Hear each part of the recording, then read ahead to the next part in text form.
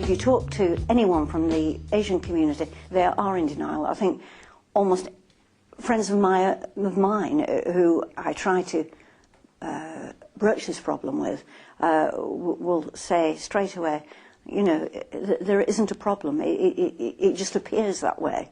Now, why should it appear that way? You know, that there is something very wrong going on.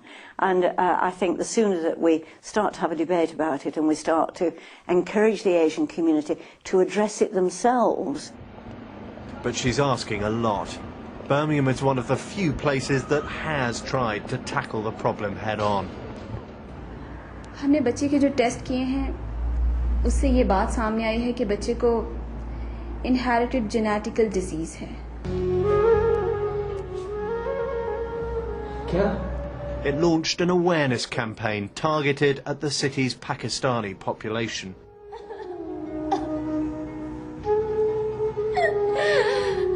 ये नहीं हो सकता doctor साहब, मेरा बच्चा मासूम नहीं हो सकता.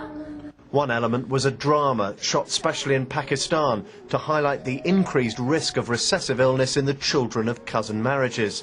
The campaign was controversial from the start. We knew that there was a risk that people might say we were being racist or that in some way implying that their cultures were deficient.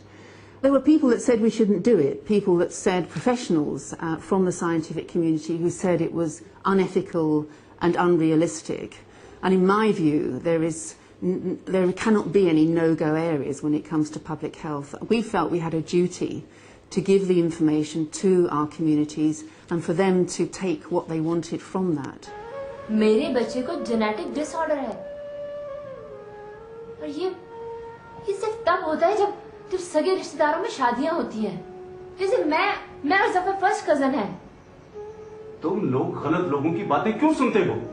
क्या पता डॉक्टरों को? क्या पता डॉक्टरों को अल्लाह ताला के कामों का? The drama was shown in community centres around Birmingham to help prompt a discussion about cousin marriage and its risks. It generated a strong response. Once we started talking to people directly regarding this genetic disorder, they didn't want to know it. They were very abusive if you tell them this is what's happening, and they didn't want to know it. What do you mean abusive? They were aggressive because when it comes to religion matter, they always take it aggressive. They say, well, who are you to tell it's God's will? And my point was that it wasn't a God's will. I mean, God wouldn't want his people to suffer.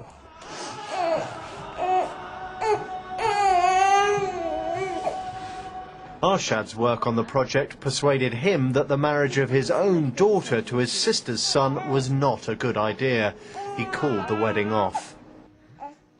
You said, you know, I don't want my daughter to marry your son to your sister. Yes, and openly. What happened then? She then went to talk to my mum regarding that. I promised and why I'm changing my mind. But the whole family went on one side and I was on the other side. And I simply said, no, I'm not going to do that. So that was I've seen the suffering. That was quite a difficult decision for you. It is a very difficult situation, but it's their life. Why should I make a decision for why should I sacrifice my daughter for my family? The fact is that, unlike Arshad, many British Pakistanis are still wedded to the old traditions. The fear of alienating the community has meant that few health authorities have followed Birmingham's lead with their own high-profile campaigns. Now, some experts are arguing that targeting the whole population to try and change deeply entrenched practices is the wrong approach. It's not at a population level that people are going to make individual decisions about their reproduction. Families, couples make decisions about their reproduction. Amra Dar and her colleagues have just received a large grant from the Department of Health to pilot a family-orientated approach. She argues that as more and more of the genes that cause recessive illness are identified, the carriers of variant genes within extended families can be identified. Then individuals can be given very precise assessments of the risk of genetic illness. If there is an affected child, that is a signal to a health service that there is actually a large population grouping that is at risk for that particular condition. So it's not just the nuclear family that you would go to, so the affected child plus the family. You can actually use those genetic links which are also kinship and social links, and work outwards towards through the extended family, so you don't need to take that population approach. She argues that her approach would reduce illness without alienating the community. But others believe a more direct approach is needed. People should be actively discouraged from marrying their first cousins. As we address problems of smoking, drinking, obesity, we say it's a public health issue, and therefore we all have to get involved with it in persuading people to adopt a different lifestyle. I think the same should be applying to this problem within the Asian community. They must adopt a different lifestyle, i.e. they must look outside the family for husbands and wives for their young people. We have to stop this tradition of first cousin marriages. If these Pakistani students at Birmingham's Matthew Bolton College are anything to go by, attitudes may already be changing. Would you ever consider marrying a cousin or something, somebody in the family? Because I think that's disgusting. You think it's disgusting? Pretty strong, isn't it? Because, like, your cousins, you obviously see them, you don't see them in that way, you see them as your cousin brothers, you treat them all like your brothers. Like, when I go to my cousin's house, I don't sit there sharking them, do I?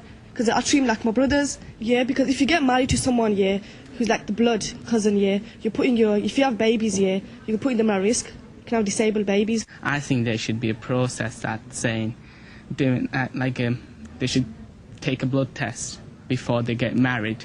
I mean, this might sound awkward, but it's the best thing for you. And if you ask for a blood test, do you think your parents would say, yeah, fine? They think I was so stupid. No, they think I'm being smart, and I think they think I'm treating them inferiorly because I want a blood test done just for myself. And I think personally it's just a waste of time. Must you still get married to your cousins? Mumma's coming to sit with Hikmah. Down the road, Nyla and her family are laying the table for the evening meal. She says she would now consider having a gene test. But still, my daughter, she's developed what's called a squint, and it's like two lazy eyes.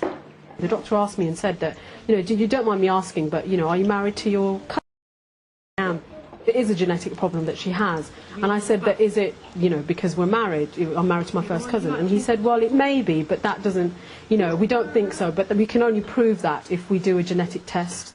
Now, I would probably just have, if I was going to have more children, then I may just have a genetic test to see whether there is any kind of, abnormal gene. Nyla's family shows cousin marriages can be strong and enduring. Balancing the benefits of the tradition with the health risks is clearly no easy matter.